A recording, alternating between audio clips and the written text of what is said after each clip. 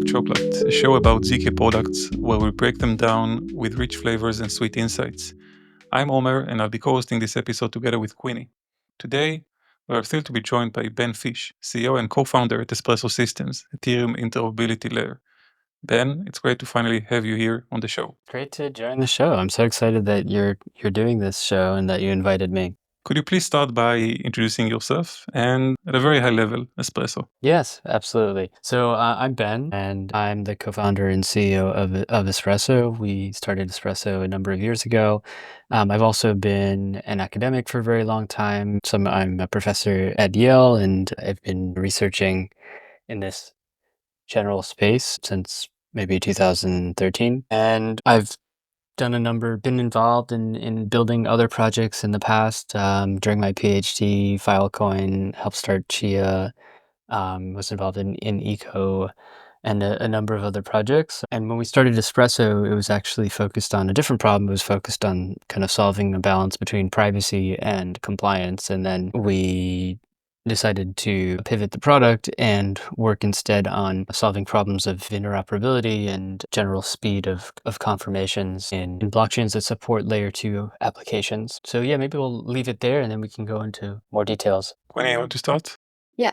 So then when I was digging into Espresso, I kept thinking about shared sequencing, DA layers, and intent-based protocols. So would you say Espresso is its own category or more a blend of those ideas? Yeah, that's a good question. So I think that, first of all, definitely a bit of a blend. In terms of a DA layer, it is a DA layer, but it's a DA layer as part of what it does. Any consensus protocol is essentially a DA layer. It's much more than a DA layer because it's a full base layer for layer 2 rollups, and whether they're on Ethereum or they don't even need to be on Ethereum, they can use Espresso as a system to record their transactions. Espresso doesn't execute the transactions, but it records them in a particular order, and it allows any full nodes of the rollup to therefore confirm the transactions. The key thing is that Espresso is a much faster consensus protocol than other protocols like Ethereum's, and it is very high throughput. It has a very high data throughput. And this is because it's designed specifically for layer 2s. It's specifically designed to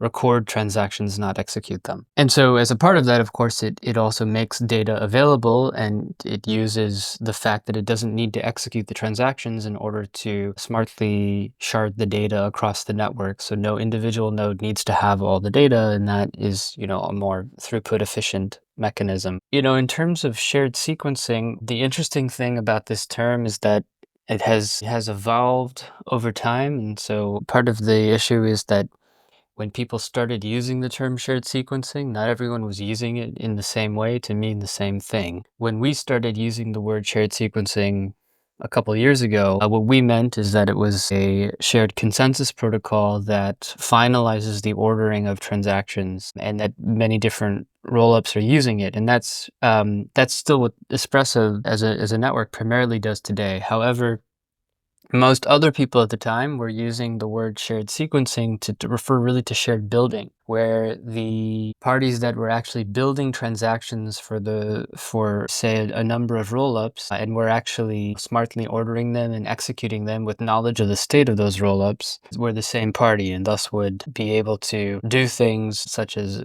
atomic dependencies between the rollups that just a consensus protocol that doesn't execute the transactions wouldn't be able to do. And so we adopted that other understanding of shared sequencing, which is shared building. It really should be called shared building. And that is not something that we do directly. Of course, if you want to have a builder be shared across multiple rollups, then it very much helps for those rollups to run on top of some shared fast confirmation layer, because it's very important, especially if the builders are rotating or changing, or you're doing any kind of proposer builder separation, just like happens on Ethereum. Then it's important for all the rollups that are being built for to be on kind of the same underlying consensus protocol. So we facilitate shared building. We don't explicitly provide that as part of the product.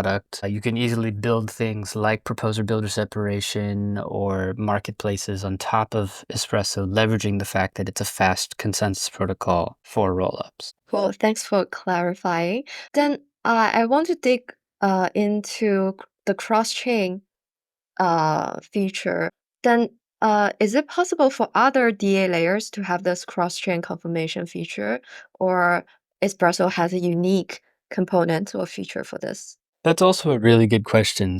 It's a little funny to say, oh, can a DA layer provide interop? Well, a DA layer itself is just designed, by definition of DA layer, the only thing that it's designed to do is to provide availability of data. However, the design of most data availability protocols happens to involve building some kind of consensus protocol, and that is a more powerful primitive that can be used to do more, such as provide confirmations.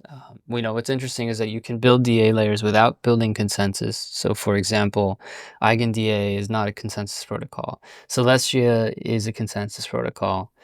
And so Celestia provides consensus and fast confirmations. Neither of those systems are built today to support confirmations for rollups that are also deriving their finality from a different base layer.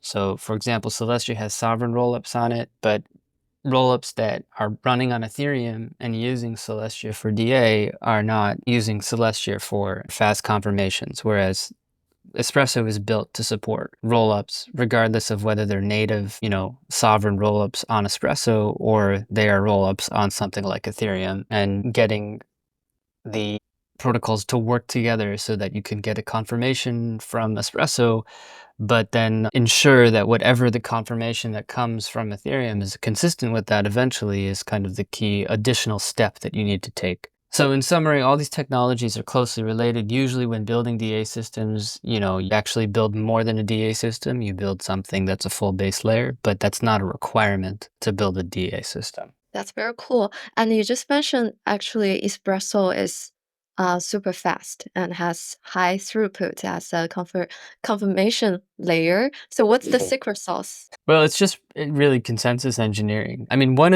of the key things is that similarly to Celestia, Espresso as a consensus protocol doesn't need to execute any transactions.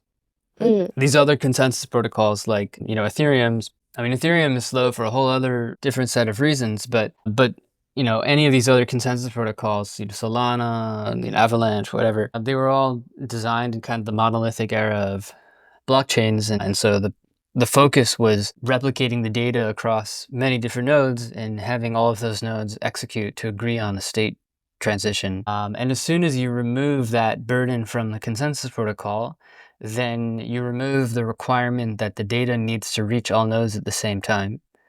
You only need to guarantee that the data is available in the worst case, meaning that it could be recoverable in the event of primary server that you're relying on losing the data, like the sequencer. So you have a sequencer for a rollup posts data to the consensus protocol. We don't need the requirement that you can get the data from the consensus protocol, only that it's recoverable. And thus, in that situation, you can achieve much higher throughput because, for example, you can erasure code the data so that different nodes in the network each get different pieces of the data. They don't see the full data. And thus you can broadcast information at much higher rates. But that also, in turn, helps with latency because, again, you don't need to look at the worst case latency of the full block data arriving on every single node, over multiple rounds. And so you're just minimizing total latency as a result as well.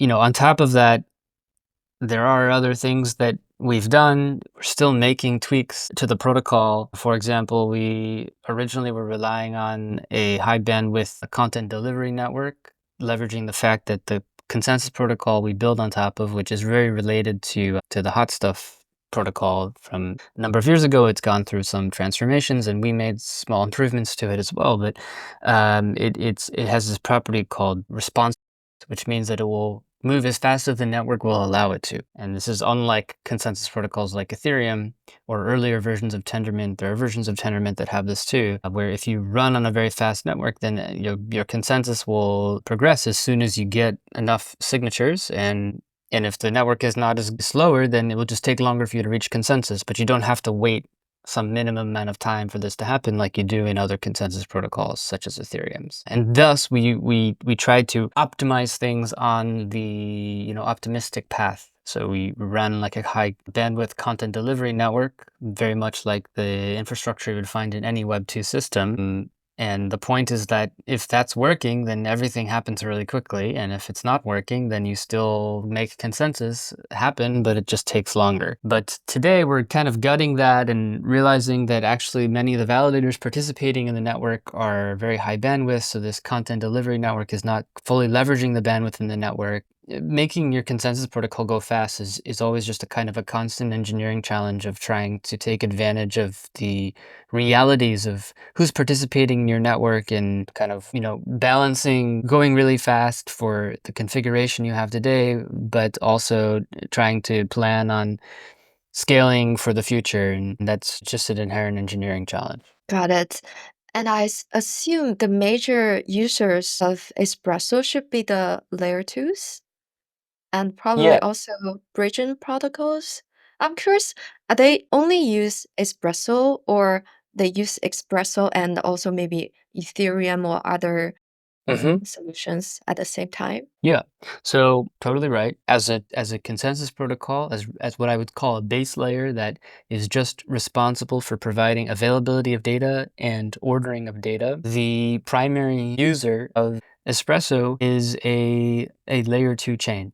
And that layer 2 chain does not need it, which chain this layer 2 chain settles to is not that important. Primarily today, we've built this in mind with Ethereum rollups in mind, because those are the most popular layer 2s today. We don't really see layer 2s outside of Ethereum. And when I say outside, I just mean that, whether they're settling to Ethereum or not. Most commonly today, layer 2s settle to Ethereum, and we can absolutely support them by providing them with data availability and a fast confirmation. We ensure that the data that is recorded by Espresso will appear on Ethereum in the same exact order. And so this makes it so that anyone who's looking at Espresso, just like they might be looking at a trusted sequencer, can confirm transactions for the rollup immediately. And as long as Espresso's security holds, then they don't need to worry that what's eventually settled to Ethereum will be inconsistent with that. So this is immediately applicable to anyone who's trying to read the state of a rollup. So that could be a bridge protocol, that could be an end user, that could be an exchange. If I'm depositing an asset from my rollup to an exchange like Coinbase, and Coinbase wants to verify that the deposit completed, then they need a confirmation. And so today with rollups, a lot of you sort of have two extremes. Either bridges or parties like exchanges either wait a long time for Ethereum to record this state of the rollup, and that could take hours, at least 15 minutes, because that's how long it takes for Ethereum to provide a confirmation. But it sometimes takes a lot longer because rollups don't post very often to Ethereum because of expense. And so this can save, hours on the confirmation time. Rollups. And then for bridge protocols, it's sort of a similar situation. Now, on the other extreme, you have users and bridges that just trust centralized sequencers. That's another way of circumventing this long waiting time. And the problem there is so there's a single point of failure, right? I mean, even if you trust the sequencer, it's very possible that a sequencer can get hacked. And even though there haven't been any major hacks of sequencers, it's not that different from other similar infrastructure being hacked, like bridge protocols. And we have numerous examples of bridges, like multi-sig bridges, being hacked, where the hack resulted in losses of many millions of dollars. And a similar thing could happen if you have a bridge protocol that's just trusting a centralized sequencer for a confirmation of rollup state. So all of these benefit from the rollups running on Espresso. It also reminds me of pre-confirmation. So is pre-confirmation essentially a subset of Espresso's confirmation mechanism? Cool. So like going back to what we just said, let's say you have a rollup that's using Espresso. It's getting confirmations from Espresso because it's posting its data. Espresso's ordering the data, and any full node reading from Espresso now gets a confirmation on the state of the rollup. We call it a pre-confirmation if the rollup is also settling to a different L1 like Ethereum, right? Because if it settles to Ethereum, then that means that eventually the data of the rollup will be recorded on Ethereum in a particular order, and all the full nodes will need to follow that. And so the key problem is trying to make sure that whatever Espresso finalize will be consistent with what Ethereum finalized, and it's not too hard. You just need to make sure that Ethereum verifies first what Espresso finalized, and then as long as both consensus protocols are secure, those two orders will be consistent. But we call it a pre-confirmation because you get the confirmation from Espresso first. If you have a rollup that does not settle to any other layer 1, and it's just using Espresso as its base layer, and it has bridges to other chains. For example, you could have a rollup that runs on Espresso and has L1 bridges to many different L1s. There's nothing special about having a bridge to Ethereum. You could have bridges to other L1s too. You could deposit assets into a smart contract on Solana that then get minted in the rollup and can be withdrawn to Solana after verifying a confirmation from Espresso. And so in that case, if really the only finality of the rollup is derived from Espresso, then you would just call it a confirmation. You wouldn't call it a pre-confirmation because it doesn't precede any other type of confirmation. Got it. That's clear to me now. Thank you. And also curious, do based rollups or native rollups also integrate well into Espresso? Yeah, it's a nuanced question. So what's interesting is that Espresso doesn't really say anything about who is building for the rollup. Remember this whole discussion of shared sequencing, which is really shared building. So in Espresso, the builder could be centralized. It could be just the centralized sequencer of the rollup that most rollups have today, and then it just posts the transactions to Espresso, and Espresso is just kind of finalizing the order so that the builder can't change its mind on the ordering of transactions. Or you could have kind of decentralized building. And one way to decentralize the building is to actually rely on the proposer infrastructure of Ethereum and allow transactions for the rollup to be proposed within Ethereum block proposals. And so that's one way of decentralizing the building of the rollup. That has, been something that a lot of people have been advocating for, especially Justin Drake. And I think it's a very cool idea. I think there are certain benefits to it. On face value, it's completely compatible with Espresso because you can have the Ethereum proposer create a block of transactions for the rollup and have that confirmed by Espresso, and everything would work the same. You're just ensuring that the data that's recorded by Espresso is consistent with what is eventually recorded by Ethereum. And this can actually be nice for getting pre-confirmations for based rollups. On the other hand, one of the features of based rollups that people like is that if you instead of creating transactions for the rollup that only depend on finalized Ethereum state, if you build transactions that depend and are affected by the very latest transactions that are also included in a new Ethereum block, then you can achieve some kind of synchronous composability with the layer 1. And that's not very compatible with using a outside confirmation layer like Espresso. So if you're trying to get pre-confirmations from Espresso, but you're also reorging your rollup with the very latest L1 transactions, and those two things aren't really compatible with each other. So it's not incompatible, but it depends on how you're trying to use your base rollup in a way. Native rollups is a totally different thing. It's completely orthogonal. And the way that I think about native rollups is you're just really adding a precompile to the Ethereum virtual machine, which executes the ZK EVM state transition. It's just an EVM within the EVM, and you're pricing the gas differently, keeping in mind the fact that validators don't need to execute it directly. They could get a proof from someone instead. So it's sort of just a repricing of an EVM precompile within the EVM, and so it's completely orthogonal from all these other concepts. I think it's a good time to ask about your current roadmap and where you guys are at the moment. If I may, would it be possible to try and explain it from first principles? Like, I would also be interested to learn how you guys built your protocol. So going back to the beginning, we called it, or Espresso basically calls it Ethereum's interoperability layer. So from that, we can learn that it is a decentralized protocol. So you probably need some consensus, as you mentioned, which is going to be connecting or gluing between different protocols. So I'm kind of like trying to have this like model in my head of what does it take, right? When you approach this kind of a problem. So what are the different building blocks that you need to add and where you are today in this journey? Yeah. So when it comes to, and I would say that Espresso, even though it's been focused on Ethereum, since Ethereum has become kind of synonymous with layer 2 infrastructure, it's more generally an interoperability for layer 2 chains, right? As opposed to monolithic chains. And it's very, very much built for chains that don't need execution from the layer 1 that they run on.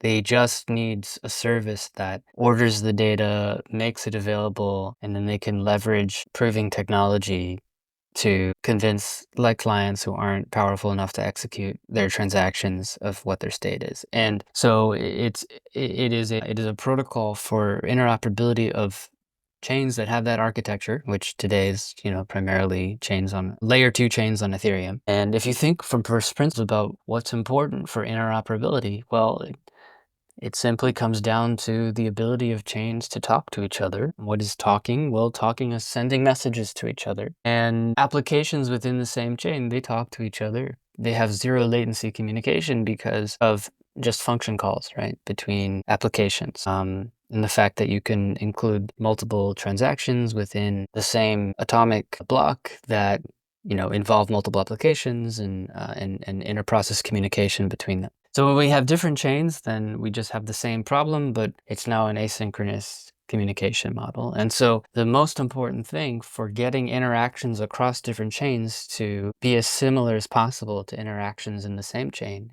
is lowering the latency. And that is the key drawback of rollups today in Ethereum. They don't have a low latency way of communicating. And to give them a low latency way of communicating, you need to have some trusted source of information about the finality of what has happened in the rollup. The finality is a loaded term, of course, because if you have a rollup on Ethereum, then nothing is truly final until you get the confirmation from Ethereum. But you want to have some kind of trusted source of information that this is what's going to happen and be finalized and nothing is going to change. And today, before things like Espresso, the primary way of doing that is just to trust the centralized sequencer of the chain. And that doesn't scale. If you want to have many different L2 chains sending messages to each other at very low latency, and having applications trust those low latency messages, if just one of these sequencers becomes compromised, not even maliciously, but just inadvertently because it becomes hacked, then that can screw up the states of all these different interoperating protocols. And so that is a huge problem. And when you look at interoperability at scale, you can't have any single point of a situation where any single point of failure within the system is going to compromise the integrity of these interoperating chains. And so that's the inspiration for building a robust consensus protocol that can be shared by these layer 2 chains that has low latency. Ben, I want to bring up the topic of pivots. So Yeah. it is a natural part of startup life, mostly a feature, not a bug. Yet we do see some kind of critique on Espresso systems around frequent pivots. Maybe you can shed more light about the different pivots that you guys took since inception.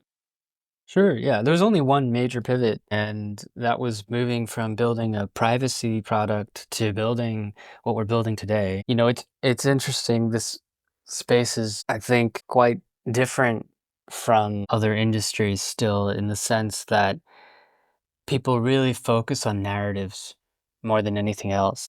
And some people build entire products where the whole product is just a narrative and they don't care about people using it or anything. When you care about people using the product that you've built, then naturally you need to evolve the way that you talk about the product because you need to adapt it to how people relate to it. And the goal at Espresso is we haven't changed the product since moving from building we built a protocol called configurable asset privacy. It's actually open source. If anyone wants to use it, we don't maintain it anymore, but it's a way of wrapping Ethereum assets to give them privacy, but also have different kinds of configurable compliance controls. And so that was the major pivot that happened 2+ years ago. But since pivoting to building a product for interoperability of layer 2s, basically a base layer for layer 2s, I can also serve as a pre-confirmation for layer 2s that already have a base layer, like Ethereum. We haven't changed the product. It's always been this high throughput, fast, non-executing consensus protocol. What has changed is the way that we talk about it. We originally described it as a shared sequencing protocol, and then we realized that people weren't quite getting what that. And we also wanted to highlight the fact that it's very related to data availability systems. It just does more than data availability systems. So we started talking about that too. And it took us a while to converge on calling it a fast confirmation layer. You want people to realize that it's compatible with other base layers. If you say, oh, this is a new L1 for layer 2s, then people in their head think, oh, okay, it's not appropriate for things that are on Ethereum. You want to make sure that Ethereum rollups know that they can use it. So we had to have something that doesn't sound like just a different layer 1. And so we converged on calling it a confirmation layer. But what's interesting is that when you adapt the way that you call it, which is very helpful for sales, right? Nobody's confused when they talk to us when we're trying to sell teams on using us. They understand what we're saying. There's this other kind of voice out there, which is the abstract community and like Twitter and everything. And so as you adapt the language to help in selling your product to people who want to use it, it sounds from the outside like you're changing your product. And you're not changing your product. You're just kind of changing the way that you're talking about it so that people can relate to it. And so that's what you're seeing on Twitter. Okay, so thank you for sharing and the transparency. Now, from what you told us so far, it's obvious that you guys should be heavy on research. I guess it's also part of the DNA of the company. Do you mind sharing with us some of your favorite research projects? Maybe I'm particularly interested in Time Boost, but I know there are plenty, so maybe there are like some others that are interesting for our listeners. Yeah, so over time we have done a bunch of research and even things that are not quite relevant to what we're doing today.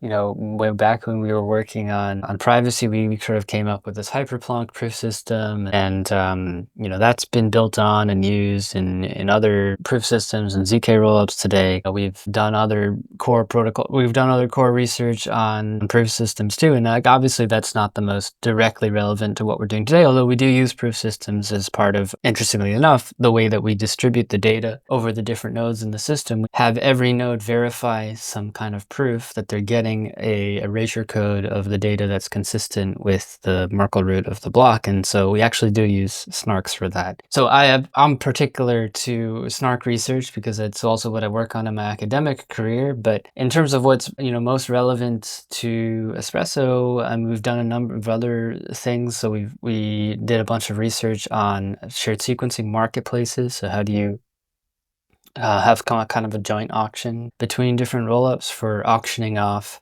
the block building in a way that it's an efficient auction, so you maximize revenue overall, but then you still have a way of sharing the revenue among the different rollups that are kind of being packaged together and sold to a single block builder. And that's an interesting problem in kind of combinatorial auctions that is sort of impossible to solve perfectly, but we were just trying to come up with practical research.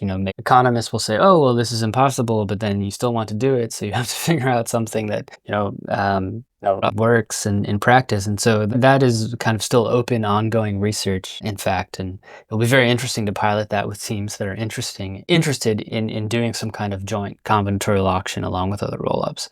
I'm very excited about the very practical research that we're doing now on lowering the latency of our consensus protocol. So we've been looking into, for example, one-round consensus protocols where we're leveraging the fact that if a rollup is, say, running on Espresso but has a centralized sequencer, then that centralized sequencer is sort of like a permanent leader for the rollup. And normally consensus protocols have more than one round because of rotation of leaders. And you want to avoid deadlocks where if one leader falls off and disappears, they can't deadlock the system. You need a recovery mechanism for others to pick up.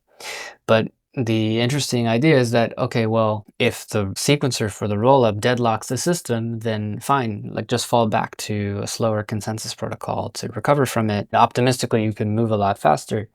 So that's still ongoing research. I'm pretty excited about that, and also just generally trying to engineer problems within the consensus protocol to lower latency. Let's see. Okay, so there's also an interesting question of, so we have this protocol called coordinated inter-rollup communication protocol, which is about how do you get sort of asynchronous chains to sort of simulate synchronous composability. And so passing messages, that achieves asynchronous composability. It turns out that if you have a shared builder between two rollups, even if they're distinct rollups, they're not the same virtual machine, you can simulate synchronous composability. And the idea is that, rollups they're not really deterministically executing things. They are kind of verifying execution of what happened. Every chain is really just verifying execution more than executing. It's verifying what the builder executed. And so if you have a shared builder, the builder can kind of simulate in its head, oh, here are the different messages that we're passing between the different chains. And it can essentially write outbox messages at the same time that it's writing the same inbox messages to an individual chain. And then when these two chains kind of settle to a base layer, there's a cross check to make sure that the outbox and inboxes are consistent. And you sort of simulate what happens within a single chain environment, but across multiple chains. So that's other research that we've done that it's very relevant to problems that we solve, and I think is exciting. I wanted to get your opinion on TEs. You didn't mention them so far. Yeah, and I know that you are like looking into right. TEs in some way, so I would love to hear your thoughts.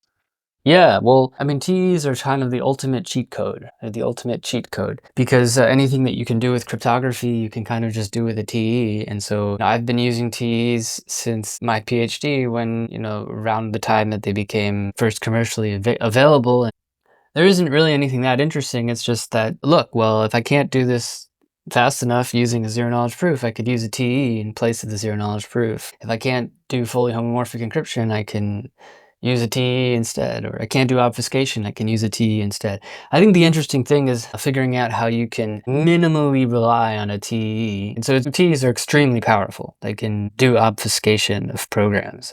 But the way that we're using them is currently, if we have a rollup that doesn't have a ZK prover, and you have a bridge protocol that's getting confirmations from Espresso, then a T is a good way of replacing a ZK proof that doesn't rely on. You could also rely on like a multi-signature committee, but relying on a multi-signature committee feels kind of disappointing when you're relying on like the much stronger security of Espresso for confirming the Merkle root of the rollup, and then, or rather confirming the Merkle root of the transaction log of the rollup, and then you're relying on this small committee from, say, layer 0 or Hyperlane to verify the state. So it feels like, well, why don't I just rely on the small committee? And the answer is actually it still helps because it helps the small committee verify things about the state. But ideally, you just have a ZK proof, and there's no small committees. There's just Espresso and ZK proof of what the rollup message is. But not every rollup today has a ZK prover, and so you can use a TE in place of that. The other thing you can do is you can use TEs so Espresso needs to make sure that Ethereum verifies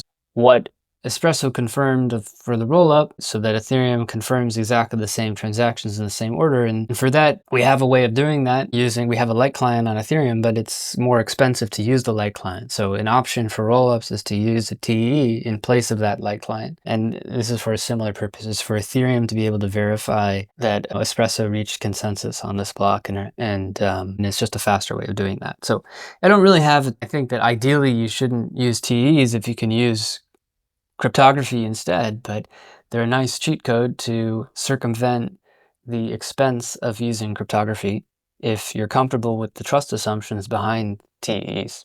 All right. So I think this leads us to our last and final question, which we ask all of our guests. So Ben, can you name a project you are bullish about?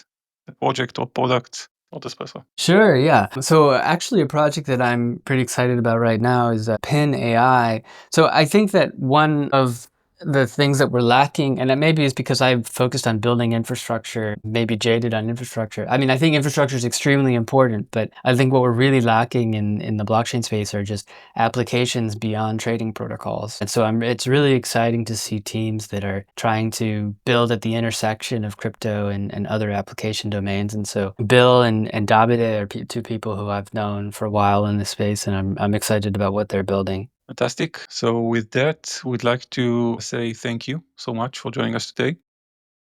Pleasure to I be learned a here. lot. I actually think that this should be a part one of more episodes about espresso. Like I feel like there is like too much to unpack here for like a single session. So I hope that we can have you here again very soon. And yeah, and for those interested to learn more, we've added some links in the show notes. So thank you, Queenie, and thank you, Ben. Thank you both.